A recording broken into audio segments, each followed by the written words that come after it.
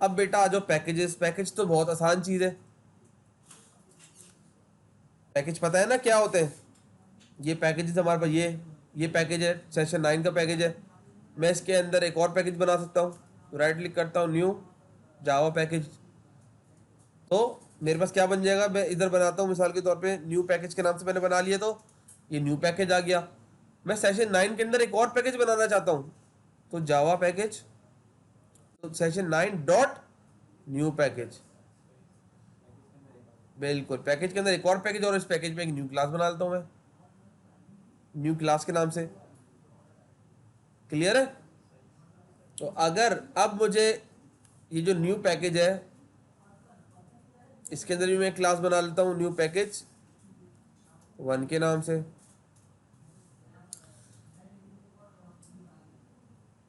Packages की जरूरत क्यों पड़ी? ये बिल्कुल इसका आंसर बिल्कुल उस तरह है कि मैं आपसे बोलूं कंप्यूटर में फोल्डर की जरूरत क्यों पड़ी? सारी चीजें डेस्कटॉप पे फेंक देते, अलग अलग फोल्डर में क्यों रखी हुई है? ऑर्गेनाइज करने के लिए। क्लियर है? मैं पैकेज नहीं बनाऊं, मैं डायरेक्टली सारी चीजें एक ही पैकेज, एक ही फोल्डर में करता रहूं, करता रहूं, करता रहूं, करता रहूं। सॉर्टिंग कैसे होगी, समझ कैसे आएगा? मेरे पास मोबाइल है, या इन्होंने यहाँ पर एग्जाम्पल बताई हुई है, देखो यहाँ पर एक, कि भाई मेरे पास 2010 के अंदर एसी सेल्स इन्वेंट्री, फिर 2011 के अलग है, फिर 2012 के अलग है। तो मुझे अगर 2011 की डिटेल चाहिए होगी, सॉरी ये ऐसी है मतलब अकाउंट्स है, ठीक है, तो 2011 में जाऊंगा ना। 10 की चाहिए होगी तो 10 में जाऊंगा, 12 की चाहिए होगी तो 12 में जाऊंगा। तो अब पैकेज आपको पता है, पैकेज को हम नेम स्पेस भी कहते हैं, ठीक है, जिसके अंदर क्या होती है, group of classes, interface and organize them in as a single unit, एक सिंगल यूनिट के तौर पर हम यूज कर रहे होते हैं। सही है बेटा? जैसे मेरा को होता है पैकेज के अंदर हम पैकेज बनाते हैं, तो फिर अच्छा पैकेज को हम इस तरह यूज कर रहे होते हैं। अब मुझे ये बताएं कि ये जो क्लास 1 है, सही है, और ये न्यू क्लास है, इस न्यू क्लास के अंदर मैं एक वेरिएबल बनाता हूं, public integer num is equal to 100। सही है? मैंने न्यू क्लास में असाइन करी हुई चीज, ये मुझे अब इसके अंदर एक्सेस करनी है। कैसे करूंगा मैं? इंपोर्ट, सबसे पहले इंपोर्ट करवाएंगे। इंपोर्ट क्या लिखेंगे हम? सबसे पहले अपने पैकेज, हमारे प्रोजेक्ट का नाम क्या है? सेशन,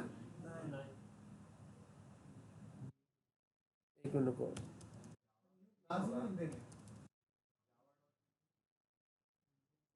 जावा डॉट के अंदर तो उसके आएंगे ना।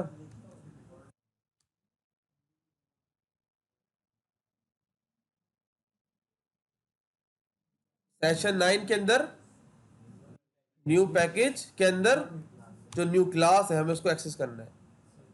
और अब जब मैं जाऊंगा यहां पर, मैं न्यू क्लास का ऑब्जेक्ट बनाता हूं। ये बोला कंस्ट्रक्टर बनाना चाहो बना सकते हो, वो तो उसका NC is equals to new,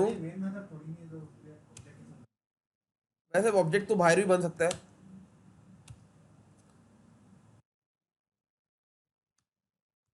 new class NC is equals two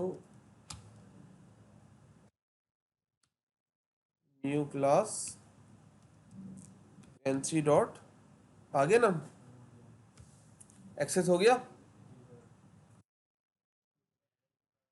error क्यों आ रहा है? क्योंकि हमने इसको किसी के अंदर असाइन नहीं करा, या हमने इसको प्रिंट नहीं करवाया। सही है? तो ये धरो पैकेजेस का सिनेरियो है। अच्छा बेटा, अब हमारे पास ये तो सारे पैकेजेस हैं, और ये इसकी, अच्छा दो किस्म के पैकेजेस होता है हमारे पास। एक होता है प्री डिफाइंड पैकेजेस, एक होता है यूजर डिफाइंड। यूजर डिफाइंड तो मैंने अभी जो भी आपको बताया, यूजर डिफाइंड पैकेज उसे कहते हैं। प्री डिफाइंड पैकेजेस भी इसी तरह बहुत सारे ऑलरेडी बने बनाए रखे हुए हैं, जिसका नाम Java dot I O, Java dot यूटिल और Java dot A W T. The predefined packages are part of Java API. Predefined packages that are commonly used as a follow.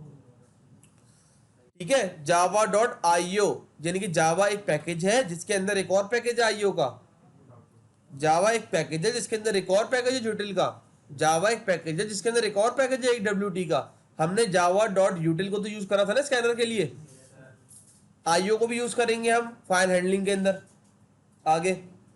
AWT हम यूज करते थे पहले डिजाइनिंग के लिए, graphical designing के लिए, button text field वगैरह बनाने के लिए।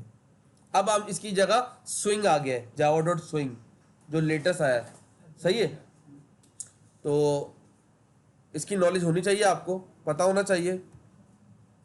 अच्छा, अब एक तरीकेकार है, अगर आप किसी कंपनी के लिए सॉफ्टवेयर बनाते हैं तो उसके पैकेज का नाम इस तरीके से रखते हैं कि उसकी वेबसाइट का उल्टा नाम हो। अगर किसी का नाम है www.abc.com तो com.abc.www ये उसके इस तरह पैकेज का नाम होना चाहिए। मिसाल के तौर पे यहाँ बात ये कर रहे हैं कि एक बंदा है, उसकी डोमेन है 007name.sample.com, तो com.sample._007 नेम ये उसके पैकेज का नाम होगा। ये एक तरीके का आ रही है, एक स्टैंडर्ड है। आप जावा पे भी काम करेंगे, एंड्रॉइड पे भी काम करेंगे ना, तो वहां पर भी पैकेजेस बनते हैं, वहां पर ऑटोमेटिकली वो उल्टा पैकेज बना रहा होगा, समझ रहे हैं। अगर आप HBL के लिए बना रहे हैं, उनका एक सॉफ्टवेयर बना रहे हैं, तो आप उनकी वेबसाइट का जो भी नाम है com.hbl. जिस भी उन्होंने आपको डोमेन दिया है, क्योंकि ये तमाम चीजें ऑनलाइन जा रही होगी ना, डेटाबेस वगैरह, तो जिस होस्टिंग वगैरह पे हमने जो चीज रखी होगी उससे रिलेटेड हमने काम करना होगा, ताकि सारी चीजें एक जैसी रहे, सही है। तो ये एक बेस्ट प्रैक्टिस है, और जब आपका प्रोजेक्ट आएगा तो उसमें भी आपने इन चीज़ों का ख्याल रखना होगा। अगर टेक्स्ट फील्ड बना रहे हैं और उसके अंदर नेम आना है तो TXT नेम उस टेक्स्ट फील्ड का नाम रखना है, क्योंकि बाद में सवाल होता है कि भाई TXT नेम, अगर आपने TXT1 TXT2 TXT3 दे दिया तो ये बोलेंगे भाई TXT1 के अंदर क्या आएगा, मुझे क्या पता, मैं तो डेवलपर हूँ, आपने तो प्रोजेक्ट छोड़ के चले गए, अब मुझे प्रोजेक्ट आगे कंटिन्यू करना है, मुझे कैसे पता चलेगा कि किस टेक्स्ट फील्ड के अंदर क्या वैल्यू आई नहीं है। तो TXT name, TXT email, TXT password, इस तरह के हमने नाम रखने होते हैं। तो ये एक बेस्ट प्रैक्टिस होती है, कोई इंपोर्ट वगैरह करने का तरीकेकार बता रहे हैं। अच्छा, एक होता है स्टैरिक। स्टैरिक का मतलब ये होता है, मिसाल के तौर पे मैं बोलता हूँ इंपोर्ट जावा डॉट यूटिल। अब इसके अंदर इतनी सारी क्लासेस हैं, सही है। मैं अगर मुझे इन तमाम क्लासेस को के ऑब्जेक्ट बनाने हैं अपनी इस क्लास के अंदर, न्यू क्लास के अंदर, तो मैं तमाम को यूज करने से बेहतर है कि मैं स्टैरिक लिखाकर टर्मिनेटर लगा दूंगा। यानी कि इसका मतलब ये कि अब इस पैकेज में जितनी क्लासेस हैं मैं उन तमाम के ऑब्जेक्ट बना सकता हूँ नीचे। क्लियर। ये तमाम चीजें आपको आगे नजर आएंगी वक्तन फवक्तन, आज नहीं तो कल, कल नहीं तो 1 साल बाद, 2 साल बाद, कहीं ना कहीं आपको ये सब चीजें नजर आएंगी। तो उधर फिर आपको ये चीजें रिकॉल होंगे। वो पैकेज बनाने का तरीकेकार बता रहे जो मैं आपको ऑलरेडी बता चुका हूँ।